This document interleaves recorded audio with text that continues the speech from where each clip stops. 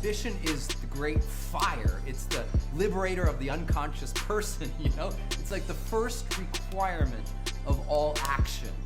I have no fear. I have only ambition, and I want mine, and I will do anything to protect and feed my family. Yo, welcome to The Ambition.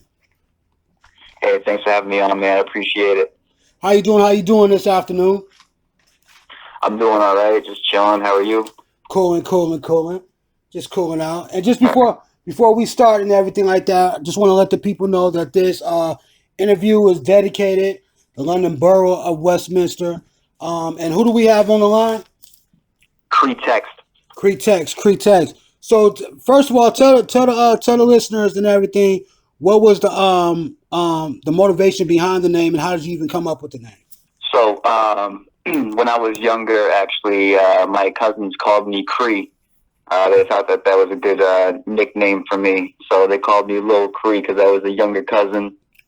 Okay. And then as time went on, I wanted to make it more of an original name, so I came up with CRI Text, so it could pertain to books. Like if you read a book, you notice that there's a pretext in the beginning and a context at the end. Oh, okay. And basically, if you hear my music, or if you want to read a book and I made a song about it, you can check the CRI text before you check the actual context itself. Okay. I got you. And where you from? From Lowell, Massachusetts. Lowell, Massachusetts. So the people who don't know anything about Massachusetts or even Lowell, Massachusetts, I mean, describe the city for us. Well, wait a minute. Wait. Sorry. Let me say it in this way so that people can understand. Describe the city when you grew up, and describe the city now, so we can kind of like see the involvement, if it was any. Well, when I grew up, yeah, it was, I don't know how to describe it. It was just your regular side city. It was very small. It's only 14 square miles. And there was crime around. Always grew up knowing that a lot of murders were happening, and people tried to keep their kids out of the streets because they knew that not a lot of good things were happening in the city. A lot of gangs, mainly back in the day, Asian gangs and what we know as Latin King gangs. And nowadays, mainly populated by Puerto Ricans and Cambodians. They have their own things going on, and basically what I'm doing now is I'm just basically focusing on music. I used to run around and do some crazy shit with some of these people, but I've really more involved towards my business with the music. Okay, I got you. So now there's been a shift in the culture pretty much and everything. And how far, when I think of Massachusetts, and a lot of people, when they think of Massachusetts in sports, they think of New England Patriots, of course. And then they think of, how far is it from the one guy, Whitey Bulger, the mob guy, where he was like hanging out doing his thing? How far is Lowell from there? Whitey Bulger? Yeah. He was around like Boston, right? Yeah, I'm around not like too that. educated on Whitey Bulger. I mean, Lowell's like a 20-minute to 30-minute drive from Boston, depending on traffic. Okay. All right, okay, cool. And what neighborhood did you grow up in out there, or do y'all have any neighborhoods? So it was called Centralville. Okay. Centralville was mainly Puerto Rican, a few whites, a few blacks, but mainly Puerto Rican. The Asians were mainly all huddled up in a place called the Highlands, and that's where I reside now. I grew up in Centerville for 18 years on a street called 18th Street, and I moved over when I was 18 to the Highlands, to a street called Queen Street, and a lot of shit pops off over here. It's pretty hectic. Ghetto, we got a lot of things going on. We had the yellow tape across the street about 3 days ago. Oh, okay. There's all sorts of, shootings, stabbings, unfortunately, rapes and all sorts of crazy things happening in this city. A lot of drug busts. Okay. So the was city it that pulls people down. So was it like that in Centralville when you was growing up? So you was born in that neighborhood basically, like when moms brought you home, you was in Centralville. Yeah, Okay, yeah, okay, yeah. I was born and raised in this city. As a kid, my parents didn't let me out too much, and what that did to me is it caused me to sneak out of the house when I wasn't supposed to and do Right. some devious things. Right. I got into robberies. I've gotten into fights. I've destroyed people's property, stolen a lot of things, and not too happy about it. But it's just something that I grew up. My brother and my brother and my cousins teaching me these things. Okay. So moms and pops are trying to keep you out the street. Any kid, when you be trying to keep us from doing shit, we trying to see the curiosity kind of like take over a little bit. You know what I'm saying? So around that time, when your cousins was rocking with you, so the environment of Centralville, that neighborhood, it was really kind of violent a little bit. You know what I'm saying? People was doing hustling, making shit happen, all that type of thing, right? Yeah. I think during the 80s and 90s, crack hit this city pretty hard. It used to be a really large, like, industrial city. We have the Lowell mills here, where we used to do a lot of cotton processing. We made clothes, Okay. and those shut down a long time ago, and drugs populated the area, and they just all went downhill from there. It's starting to try to come up again now. They're trying to renovate all the old buildings and make like little stores and schools and shops. They just opened up their first mall here, and it's starting to pick up a little bit. People are starting to make like little community gardens and things. So Okay. it's kind of cool to see a city go from such a bad history to trying to recreate itself. But it's nowhere like on like the global scale like Boston or New York or LA are, you know? Right. And by you saying that, why you think that is that way? Because a lot of crazy shit, like you said, a lot of murders going on, a lot of crazy is going on. Why isn't like a city, you know what I mean, when they say Massachusetts, why they don't mention it kind of like simultaneously with Boston? What do you think the reasons are? I'm sorry, say that again? So when we talk about Massachusetts, when somebody say anything about Massachusetts, why you feel like it's not mentioned like how Boston is mentioned? You know what I'm saying, like that. I really think it's because they went downhill. I don't know if it's the same way for every other state, but when I was in middle school or high school and we were reading our history books, we always learned about the Lowell and Lawrence textile mills. Back in the day when United States was first really starting to be populated, a lot of people used to export and import to Lowell and Lawrence for the work that we did, and when it started shutting down and drugs started coming in, it just went all downhill. I'm sure if we stayed in the game, Lowell would have been one of the top cities. Like Texas has Houston, Dallas, and Austin. Even though Austin is the capital of the state, they Right. still got Houston and Dallas to back up as if, they're huge, large cities as well. Right. But Lowell and Lawrence, I think they both just went downhill after the whole Industrial Revolution. Okay. I got you.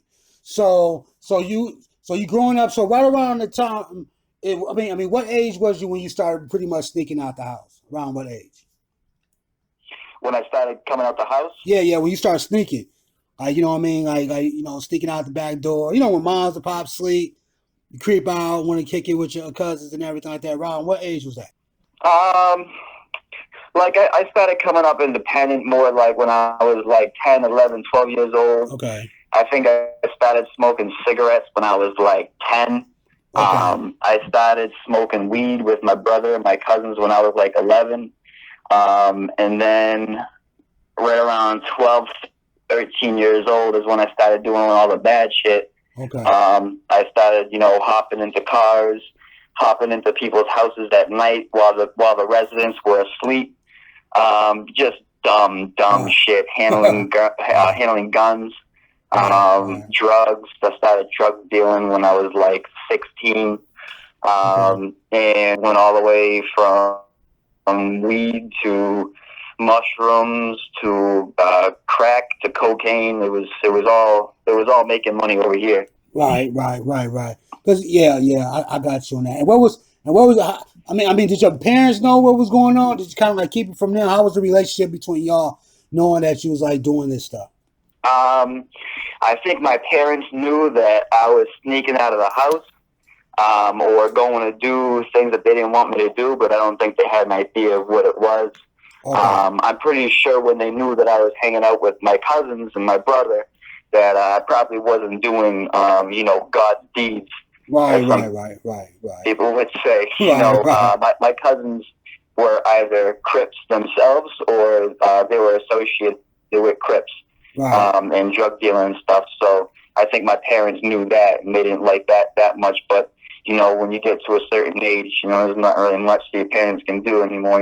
Right. Kind of like got your mind made up. So around this time and everything, before we start getting to the art, what was like your musical influences around this time?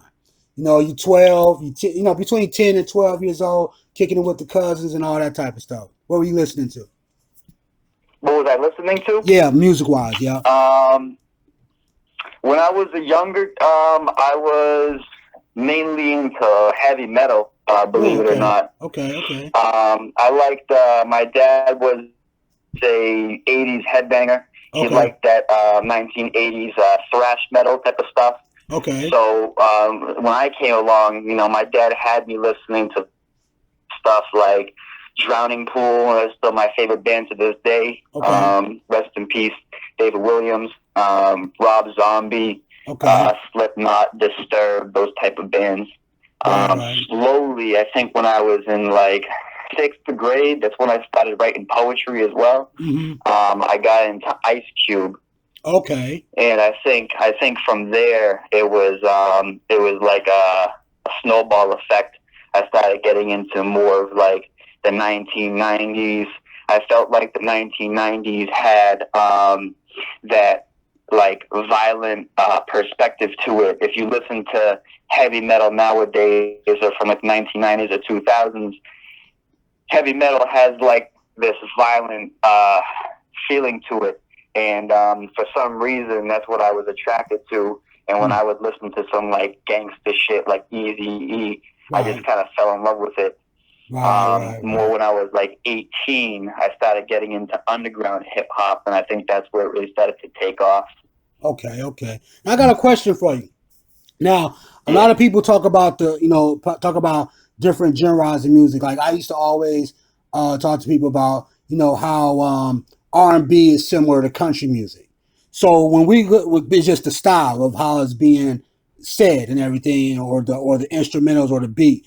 What similarities do you find in the '80s heavy metal type of genre and the Ice Cube era, like NWA and Eazy-E? What was kind of like the comparison that made you like balance both of them at the same time? Like I said, I think it was just the violence. Like, I could sit here and listen to Drowning Pool or Lamb of God, or maybe even Godsmack.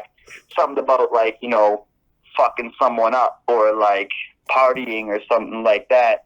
And then if you listen to like Ice Cube, Eazy-E, even 50 Cent, or like, any of the underground rappers that I listened to, like Necro, Ill Bill, it was just like kind of like the same thing.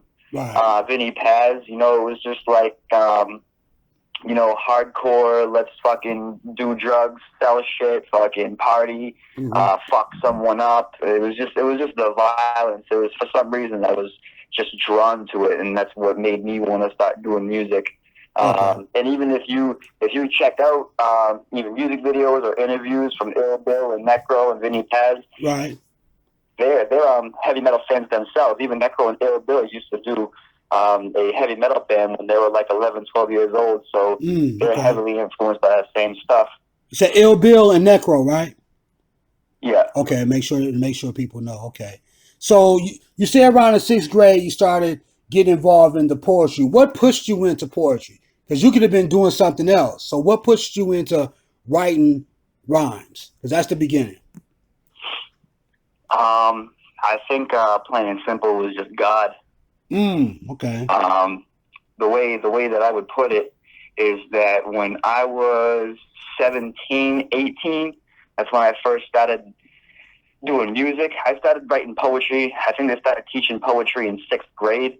Right. And that's when I started writing things, and I noticed that I had a talent for it because the teacher would pull me aside far from all the other kids and talk about how amazing my poetry would be. Oh, okay. And, that's what's up. Yeah, and I guess I had a talent with it. I just kept doing it. I liked writing poetry. And then like 17, 18, I started writing songs. And it was basically an idea to myself. I was like, when I get older, I want to tell my kids that I made a mixtape at one point. So right. I went out, I made a little mixtape, a couple of remixes, and I threw it on this CD, and I made 200 copies, and I gave them out to my hood for free. I just walked around downtown. I was just giving them all out. Right. And after that, I don't know what else pushed me. I just loved it. So I tell people that my first mixtape, I wrote. Everything else after that, all 18 projects that me and my record label have made after that, that's all just God. Okay. God came up with that. He put the words in my mind. He's the one who motivated me. I have no idea why I do this or why I find it so fun and energetic to do, but I just keep doing it. Okay. And what was the name of that first mixtape that you made? What was the name of it? Is it still available? You got the vintage copy or what? Yeah, so the one that started it all is called 18th Street Stories Mixtape. Okay. Volume 1. It's all remixes, not necessarily approved, but just a bunch of remixes that I made when I was 17, 18.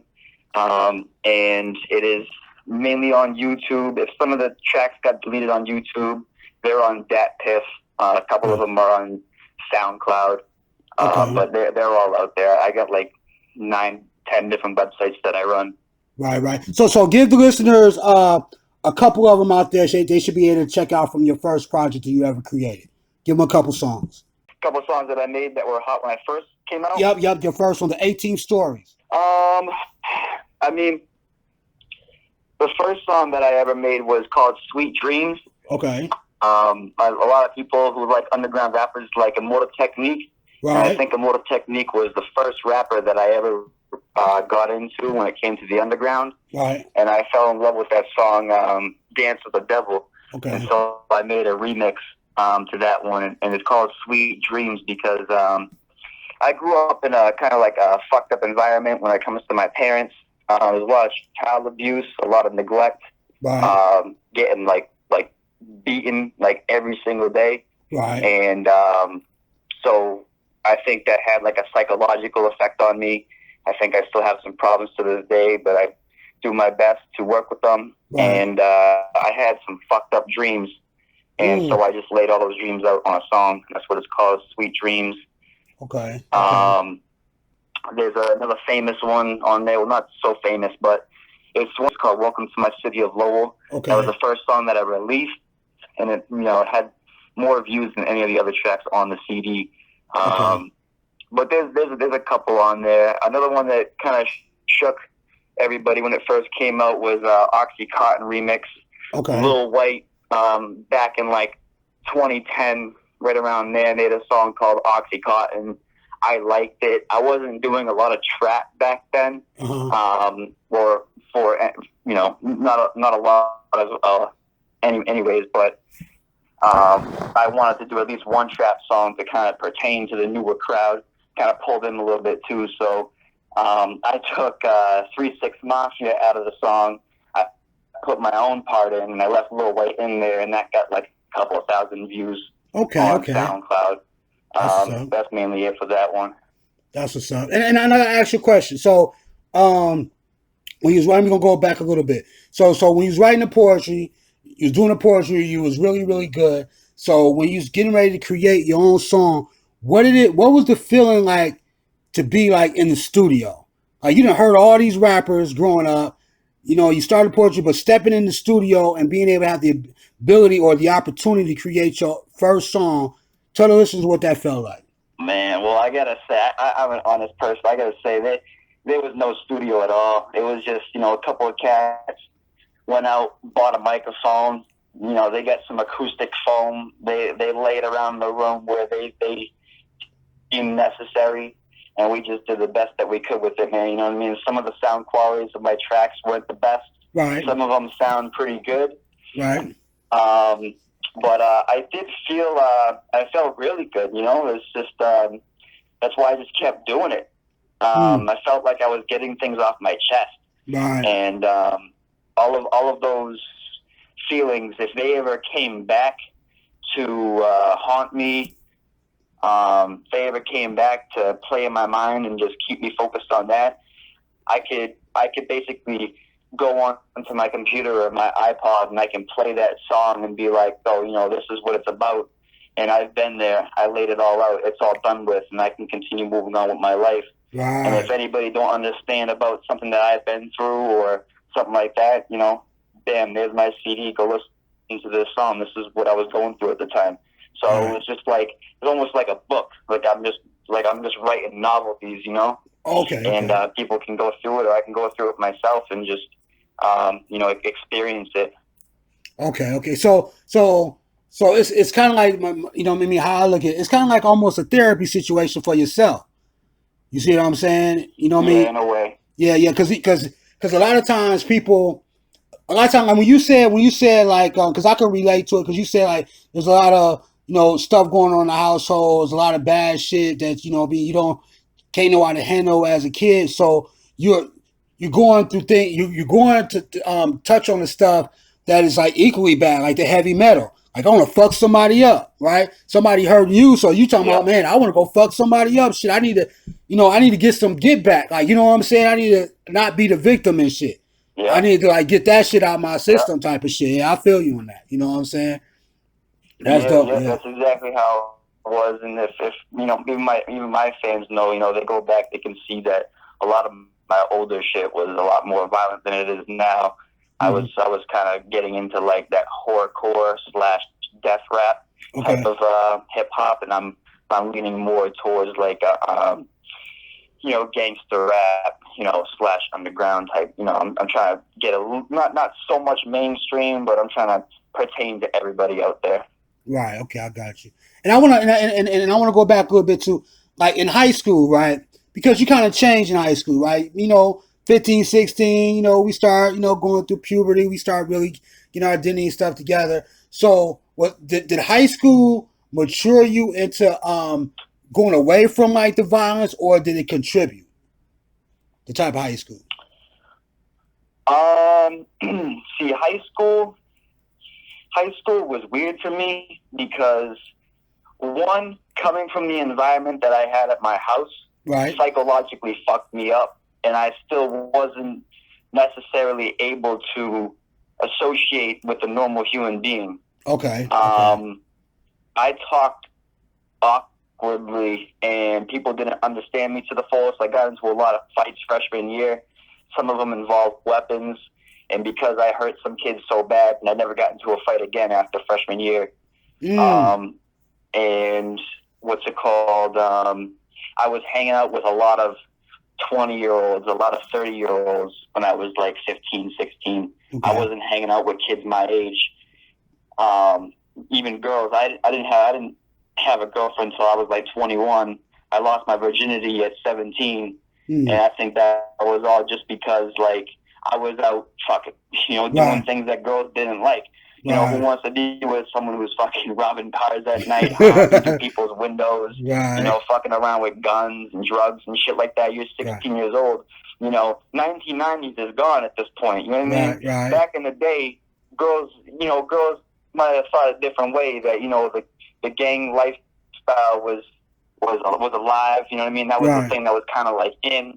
And, girls were hanging out with gangsters, or girls were hanging out with, the so-called bad boy, whatever like But now Right. we're in, 2000s, 2010s, I Right. graduated when I was 2011, so, that I didn't think a lot of girls paid too much attention to me because they knew I was doing a lot of fucking bad shit. And I didn't have a Right, lot of right. friends in high school because most of my fucking friends were outside of school doing their own thing, and they never even went to high school. Okay.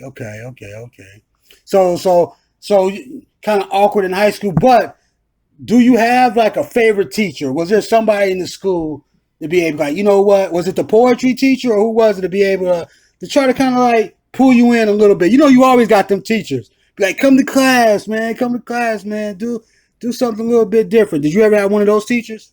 Yeah, I had a teacher, and it wasn't just for me. Okay. There was this one teacher that all the kids loved. His name was Mr. Iverson, Okay. and he was our English teacher. I don't think that we were doing poetry in that class. I think that was sophomore year. Okay. But he was mad cool. All the kids loved him. He was the either a guitar player or a bass player in a heavy metal band here in Lowell as well. Okay.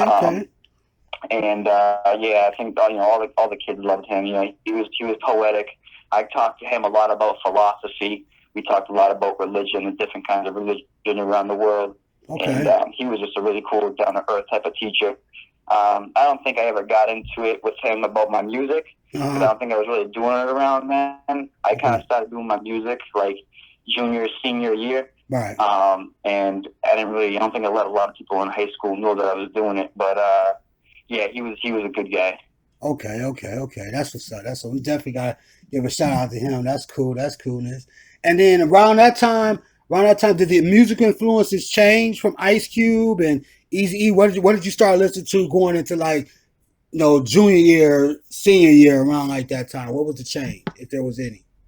Yeah, man. At that time, I gotta say, Necro had it, man. I was listening. I'm gonna check Necro like out, man. day. Crazy shit, you know what I mean? I'm sure you know Necro, right? No, that's the first time. You're the first one told me that. I'm gonna check it out though. Necro's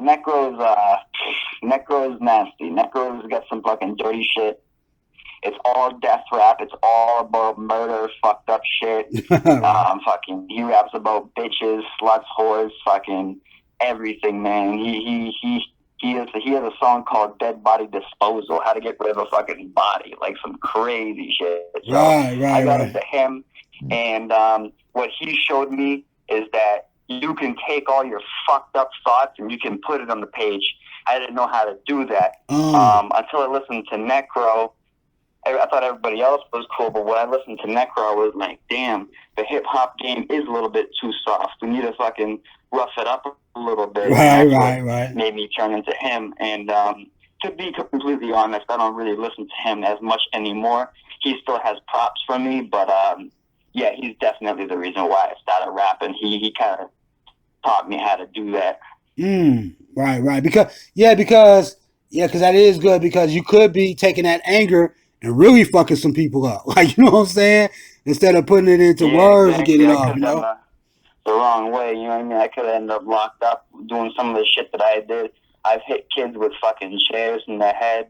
I threw a hammer at someone in high school. He had to go to the hospital in the ambulance. Like, you know what I mean? I'm not happy about the shit that I did, but if I kept going down that road, I might not even be here today. Right. Yeah. You switched it over.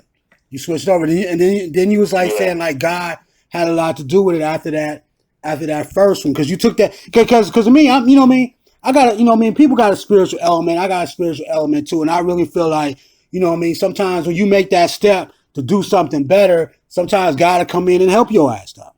Like, you know what I'm saying? That's just what it is. You know what I'm saying? Come in and help you. Be like, oh, you took that step towards that. You trying to do a little bit better. Okay, I'm gonna open up this road for you to walk down. Let's go. You know what I'm saying? That type of shit. You see what I'm saying? Oh yeah, no, you're completely right. Like, if any human being ever really starts to follow the footsteps of God, then God is a silent voice. That God will show you the way without words. He will show you the way. He'll show you a path. And some people might say it's the universe. Some people might say it's Allah. They might call it the Aether. They can call it a lot of things. But no matter what it is, the way it works is that different opportunities and different paths are gonna show up in your life, and it's gonna be up to you to take them or not. But if you take them and you know it's the right way according to God's law, what He wants you to do, and to make this world a better place, it'll all work out for you. Yeah, yeah, definitely agree on that, man. Definitely. So when you when you finish the music, so we get into the music too. So 17, 18, graduate. So when you finish your first mixtape, how does the music move forward from there? So I finished my first mixtape. It didn't have much of a impact. I didn't think it was going to either. I just thought, you know, it's just a mixtape, a couple of remixes and stuff like that. But it turned into my own record label. Okay. A lot of cats that I was fucking with back in the day.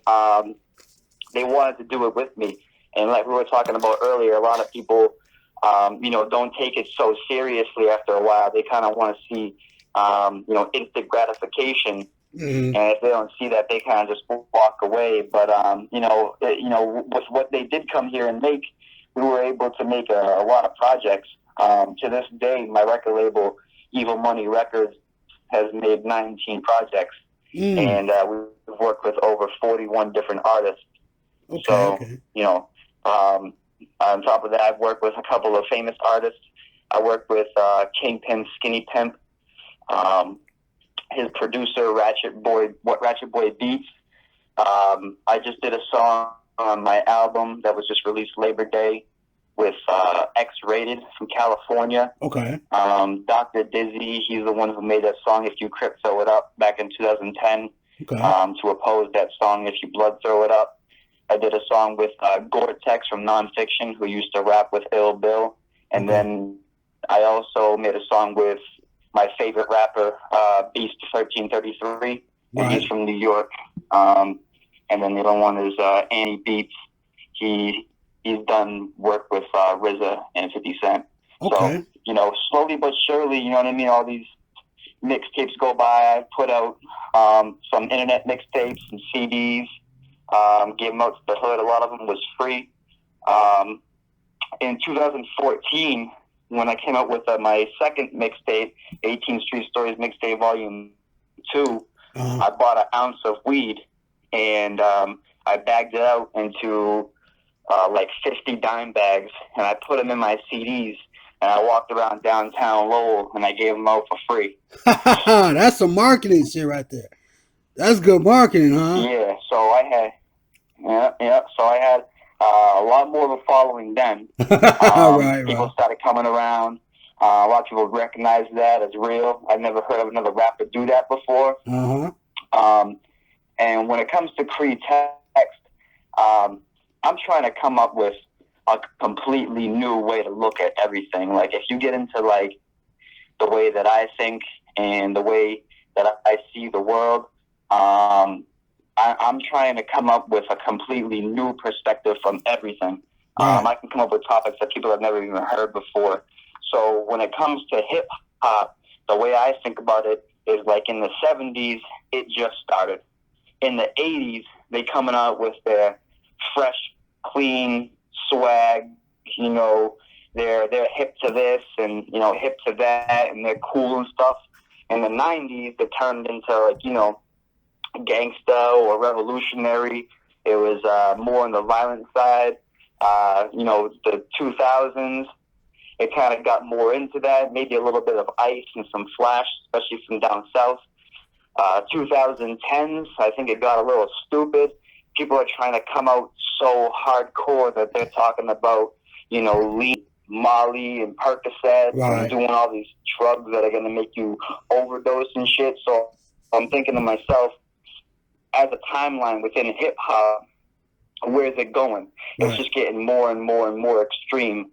So when it comes to my music, I'm going to try my best to take over the 2020s, and I'm going to try to come out full throttle with some even more extreme lyrics and extreme ideologies.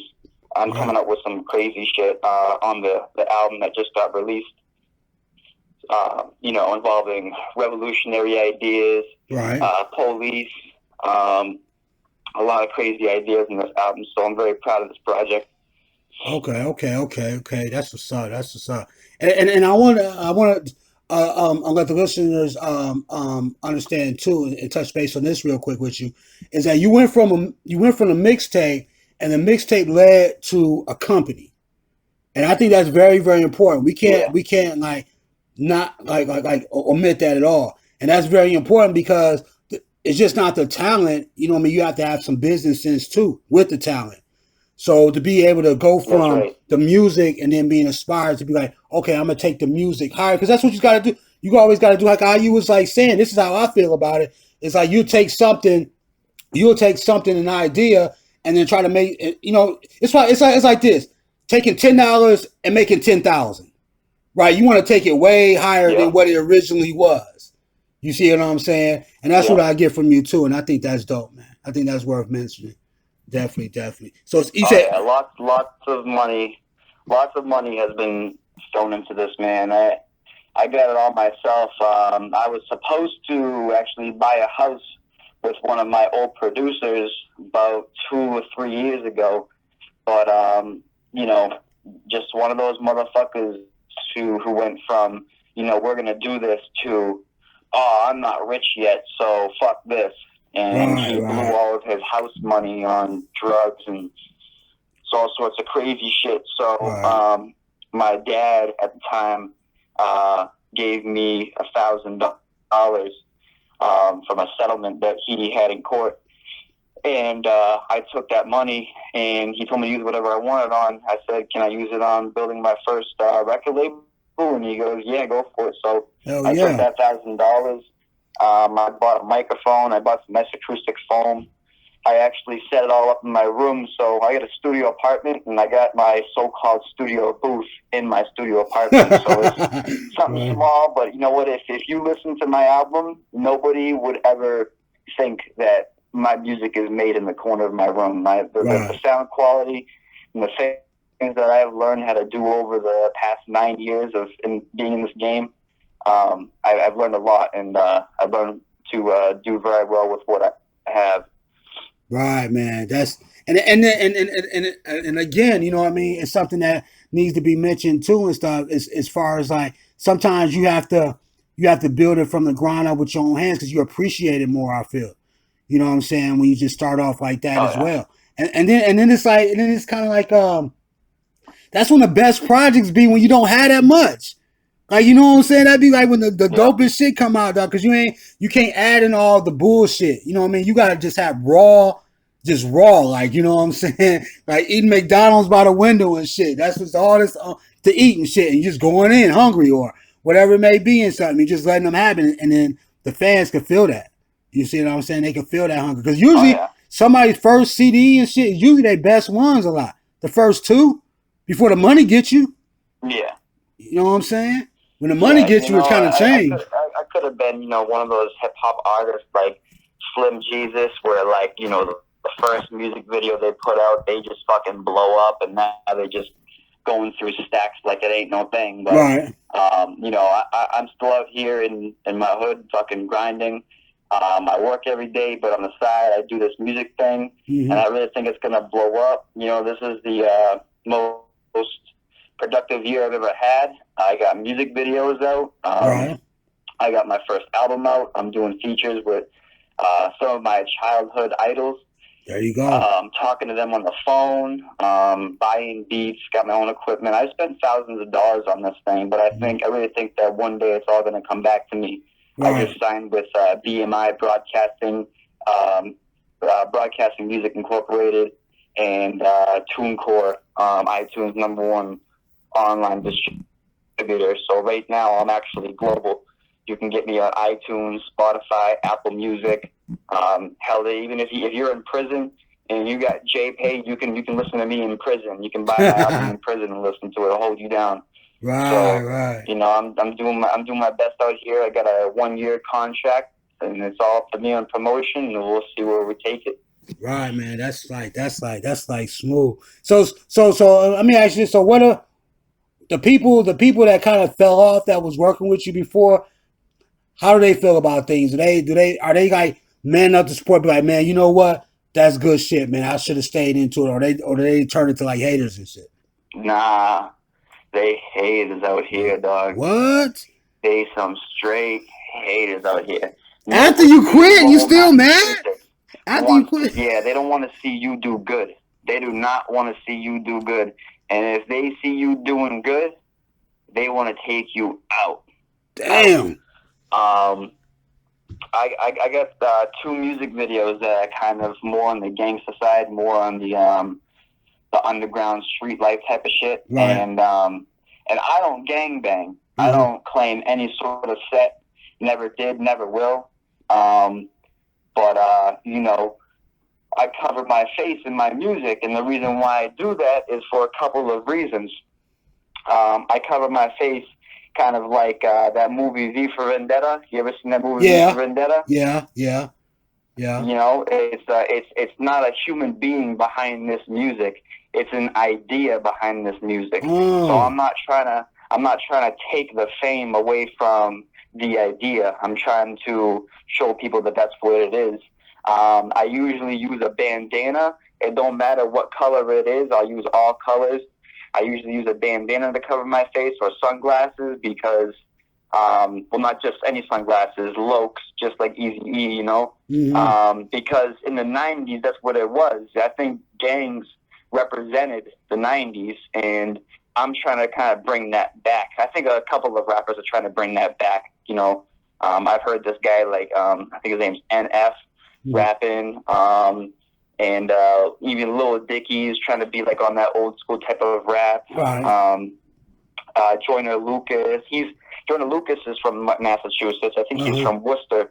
And you know, there's some people trying to bring back that old school rap where, like, you know, they're double timing, or they ain't trying to do that mumble, or like, you know, dumbed down stupid rap where they just say like a phrase, pause for 2 seconds, and say another phrase, pause for 2 seconds, and then just say the same word over 4 times. You know, they're trying to bring it back. So I'm also trying to bring it back a little bit too. Not too much trap. There is a little bit of trap. Some of my beats can be considered trap, but I definitely don't rap like that. Right. Okay. So, and then another thing that I do, again, another reason why they call me Pretext is because for every single album or every single mixtape that I do, I write a song about a book. I try to keep that like kind of like alive. A little inspiration that I got that from is DMX. A lot of people don't know this out there, but DMX has a prayer on every single album. Okay. Yeah. He says a prayer on every single album. So what I do is I write a song on every single CD that I make for a book. So my first mixtape, I actually made a song about the Constitution of the United States. Okay. My second and third mixtape, I made a song about a book called The Tao Te Ching, and that's basically the Bible for Taoism. It was made in China. It's all about balance. And then on my my album here, I made a song about the art of war, and I just released that music video September 2nd when the album drops, and it has about 20,000 views right now on Facebook, so it's really starting to grow. Yeah, I listened to that. I listened to that one on YouTube. I like that one. That was like dope. You like that? Yeah. I really appreciate that. Yeah, the words is going by and everything. You was flowing to it. Yeah, I seen it. Yeah, that was. Yeah. And I want to get back. I want to get back to So you was talking about, you know, covering your face and everything like that, and I thought that was, and I don't know. I mean, this is just my perspective on it, because I think sometimes, you know, what I mean, the way you explain it, it's kind of like a person can get lost in who you are as an artist, but not really find the message that you're saying, right? You know what I'm saying? Oh yeah. I missed that part. I completely, yeah. I got fucking death threats. These 2 music videos that I came up with that are like really like street style. Right. I got death threats. I got people saying that they're looking for me. What? I got people saying they want my address. They finna shoot me next time they see me. I got all sorts of crazy fucked up mail and comments and shit like that. Yeah. Like over like 600, like just crazy people saying all sorts of fucked up shit. And it's mainly from my town. Like I said, a lot of people don't want to see me succeed here in my town. And then on top of that, I think that's also fucking racist. A lot of people, you know, I don't consider myself white. I don't think white or black or Puerto Rican or Native American, I don't think any of that exists. It's just my ideology in my head. The way it works out is I think we're all human and we all have different pigment. My pigment just happens to be a very light tan. This society would call it white. But to me, I was born in America and I'm an American and I speak the English language, and that's basically the bottom line. Right. Exactly, man. And then, you know what I'm saying, you're going through the same thing other cultures are going through. You know what I mean? That shit ain't just happening to one side and everything like that. Yeah. I definitely can understand that. And you know, another thing too is like, even after you explain it to a person and be like, hey, you got it all wrong, man. This is the reason why I do it. They still be upset. It's like they just want to be upset about that shit for what? Though? I'm like, if you got a misunderstanding, like you may think it's like this. I'm the artist. I created the song. I'm the one putting it out here. This is what I mean by it. So this is what you're supposed to get from it, or you're not supposed to diminish the beauty of it. What I'm doing to mean whatever fucked up shit you got going in your head, though. Like that shit is like crazy to me, man. That shit is wild, though. Man, I completely understand. You know, people be telling me, like, you gotta stop music. You can't rap about this. You can't rap about this. That. You can't, you know, all sorts of crazy shit. That shit is craziness, man. Yeah, that shit happens. It's like, motherfucker, this is my record label. This is my room. This is my freedom of speech. This is all me right here. I'm paying for the beats. I paid for my equipment. Right. I made all of this right here. Ain't nobody gonna tell me what I can and what I cannot say, what I can wear, what I cannot wear. Right. You know? Right. And motherfuckers think they can just dictate that shit. And I just, you know, gotta look past it. Just gotta keep going. Right. You know, can't even talk back. Can't even talk back. You know, Facebook will, you know, block you. You know, you can't talk smack these days. So I just ignore all of it. I see other rappers doing that too. When they get, like, you know, hate mail or hate comments and stuff like that, they just ignore it. And that's what I should be doing too, you know? Yeah. So, because, you know, you get blocked from Facebook. Next thing you know, you can't promote, you know, your next music video because you're blocked. And that's like your main source of fans, you know? So I don't want to ruin, you know, what I got going on with my plans and shit. Right. And sometimes too is when because you got to understand, like the same kind of people who's saying that could be the same kind of people who you was hanging with in the past. You see what I'm saying? Yep. And then you getting away from it. It's like you don't want them to kind of like drag you back into that shit. Like you like, man, I'm on another high level and shit like that, man. You ain't about to drag me back into that crazy shit like that. Yeah. So that's another reason why I cover my face, because I'm not trying to be on the you know, free text can be on the global scale. I don't mind that. You know, people can see, you know, the light-skinned cat with the fucking bandana on fucking rapping about some crazy shit. You know what I mean? Right. But they ain't gonna know my real name and fucking what my real face looked like. You know what I mean? Some people do it. I'm not a big fan of them, but, you know, ICP or Insane Clown Posse, they cover their face up with makeup. You know, Slipknot, the heavy metal band Slipknot, they cover their faces with masks, you know. What's it called? I think his name is Mars from California. He covers his face with like a Hannibal Lecter fucking mask. So, you know, everybody has their own thing.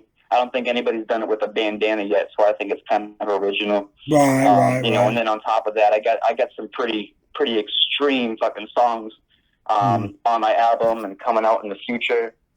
I got a song on here called The Attack.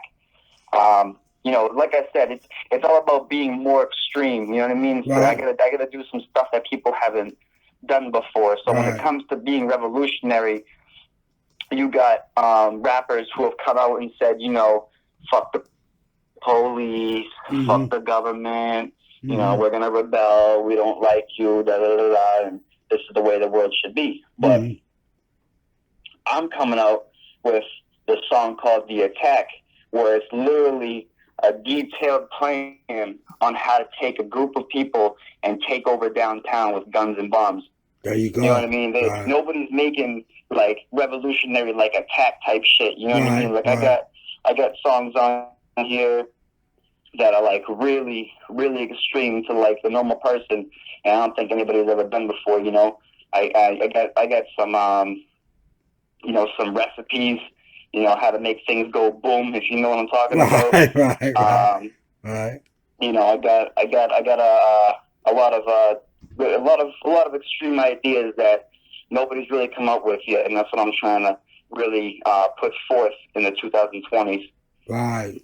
That's dope. That's dope. So, yeah, I don't really want my face associated with it. It might happen one day, and if it does, whatever. But, you know, until then, you know, I was just watching an interview with Flavor Flav. Right. Okay.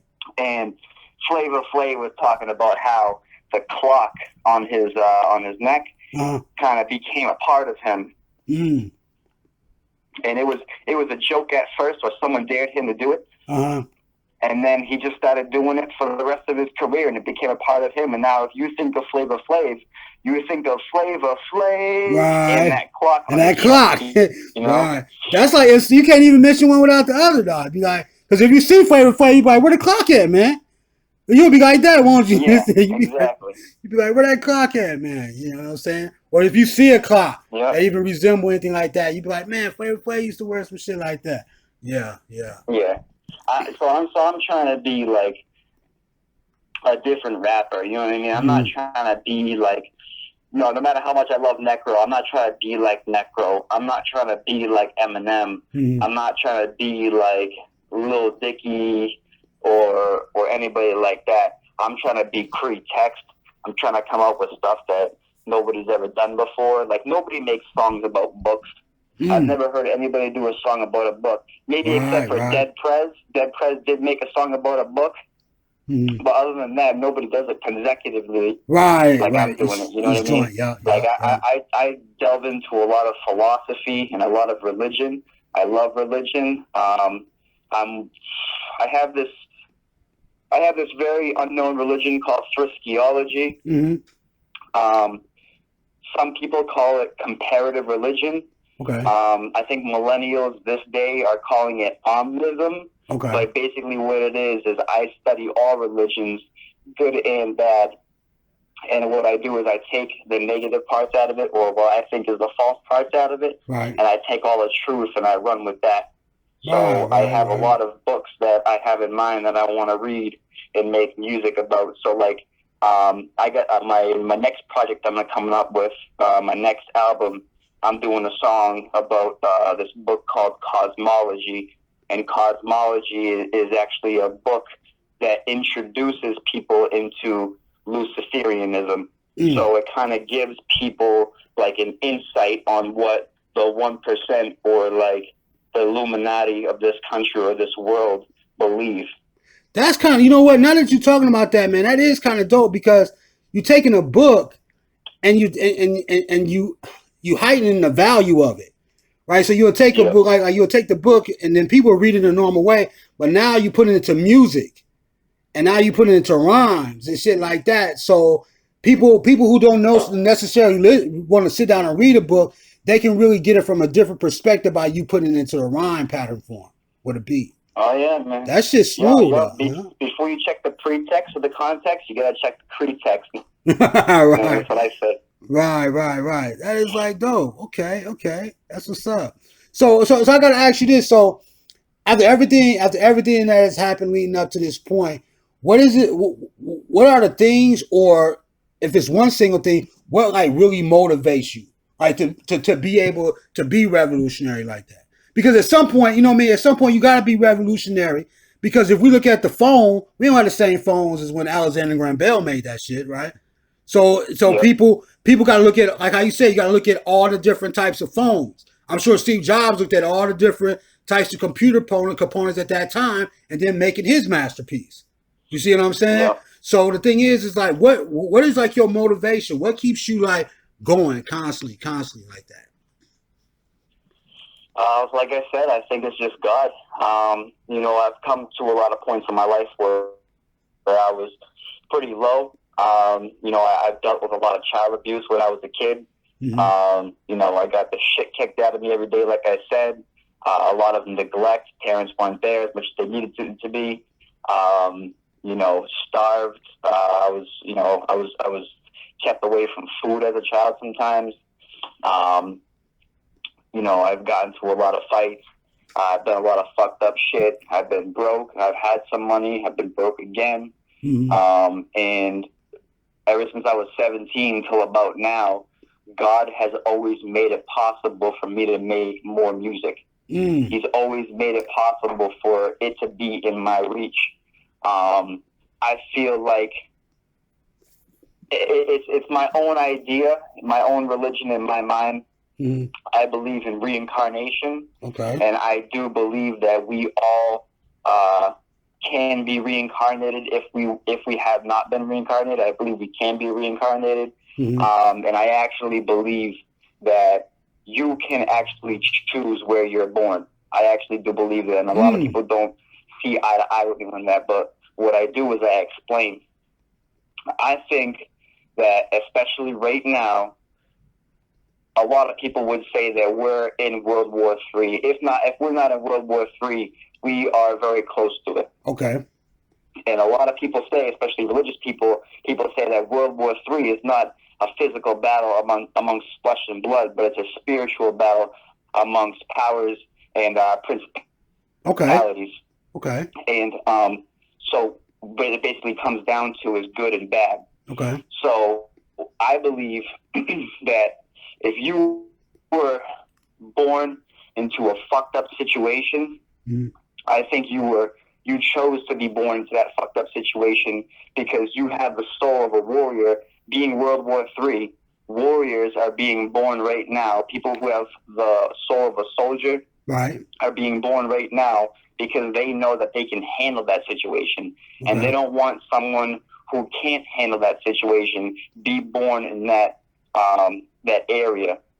So what I would say is I was born to a fucked up household because I knew that a lot of other souls wouldn't be able to take it, and they might do something drastic, kill their parents, maybe commit suicide, any sort of fucked up thing. So I chose to be born here to Lowell, Massachusetts, take on that fucked up household, made it through it, and being here in America, I have access to stores.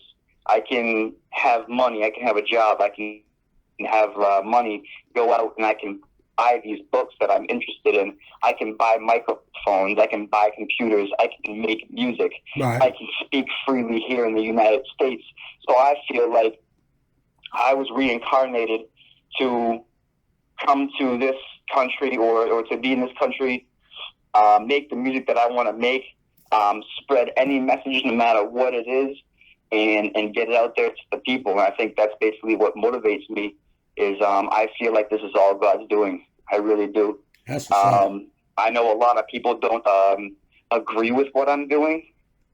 And what would be their reasons? What would be their reasons? What has been their reasons why you shouldn't be doing what you're doing? I think it's just a couple of reasons. Locally, because people around me don't want to see anybody do good. Okay. Nationwide, I think it's because I'm white. I really do think that there's this stigma around this country, or maybe even Europe as well, where white people are the devil and they shouldn't be doing anything productive to make themselves better. And if they do, they have to somehow make all other races above them or something like that. I don't follow any of that fucking bullshit. I don't believe in race. I don't believe in racism. I think if someone is going to diss another person because of their skin color, I don't call that racist. I call that evil, and I would shun it. That's what it is, because you could think about it this way, right? If someone says, oh, this guy's name is Tim, he's a little racist, but he's okay. He's a good guy. Because sometimes racism is not like that bad in some people's eyes. But if you come out and you say, you know what, that's not racism, that's evil. Nobody wants to be associated with someone who is actually evil. I just don't follow that at all. You can say, Jerry's a good guy, you know, sometimes when we go to Walmart, he might steal something off the shelf, but you know what? He's a good guy. Right. No, stealing is not just stealing. Stealing is evil, and you don't want to associate with evil. So, you know what I mean? I think people make these words up like racism or sexism or homophobiaism to mislead the people. I think it's the devil's doing. And if you just call it what it really is, evil, people will start to wake up and recognize that we're all being duped and start to think that evil acts are okay or evil acts are just something small. No, it's not something small. It's actually evil, and you got to go along with the good. Right. Yeah, because because the thing is, I feel like evil is what it is. Just how you said, evil is what it is, but evil is also the extreme of what it is. Because you could be a racist, or it could be considered like how you say, like, oh, he may be a little racist, but if you keep on pacifying just that word racist, it's going to grow into something more evil. Like it's going to be like you're going to be doing some crazier shit if you don't really call it for how you said for what it is at the beginning when you see it.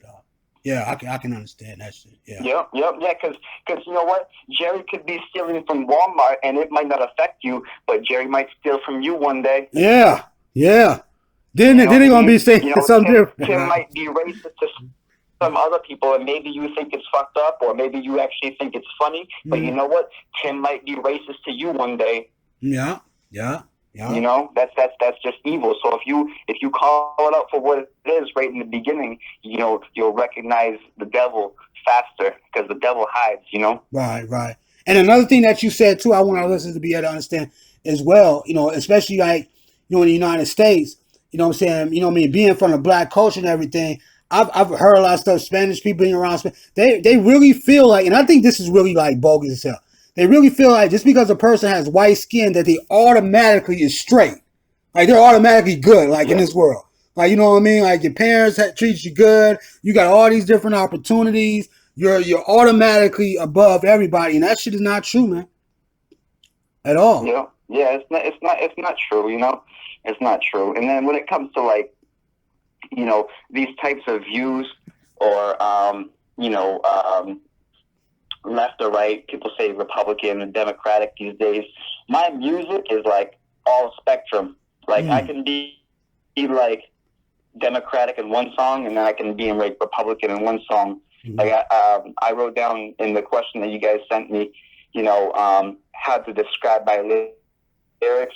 Right. My songs are so different from each other that sometimes they even contradict each other. Because I'm not trying to make just like this one person, one view type of thing. I'm coming out with like this worldwide opening, worldwide spectrum of an idea where anybody can like a song on my album. Right. There's at least one song on my album for everybody. I got revolutionary songs. I got intense songs. I got songs that are like laid back. They're smooth. I got a song about my city. I got a song about my state. I got a trap song about partying. I got a song about me, one that describes me. I got one about, political events or things that have happened in history. I got freestyle, just in case people like freestyles. I got a freestyle on there. Some funny stuff, things to make you laugh. I got some things to make you feel emotional. I got some things about family, things that people can relate to. Right. I got a gangster song on there. That one's with X-rated. I got a gangster song on there.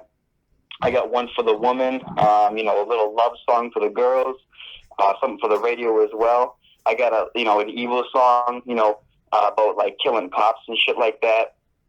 And, yet again, not just saying going out and killing cops. I'm saying like detailed plans on how to go out there and get them and get away with it. You know what I mean? Right, some fucked up shit. Right. Like I gotta be on that extreme tip. I gotta bring something new to the table, something that nobody's ever heard before. Right. And then I can go from talking about killing cops, and then the next song is all about God. You know what I mean? So like it completely contradicts each other because I'm trying to reach everybody. I'm not just trying to reach a few people and be like, oh, this guy does West Side hip hop. I like West Side hip hop, so I like him. But oh, he has too much East Coast, so I don't like East Coast rap, so I'm not gonna listen to him. Now, Right. I got East Coast hip hop, I got West Coast hip hop, I got down south, I got old school, I got new school. Right. I got a song. I want to do a diss song for each album, so I did a diss song making fun of Eminem and Snoop Dogg. Okay. I'll let you guys hear that. Right, and then right. the last song on the album is the one that you heard, the Art of War, Right. the one for the book. So I got one book for each album. That's what's up. That's what's up.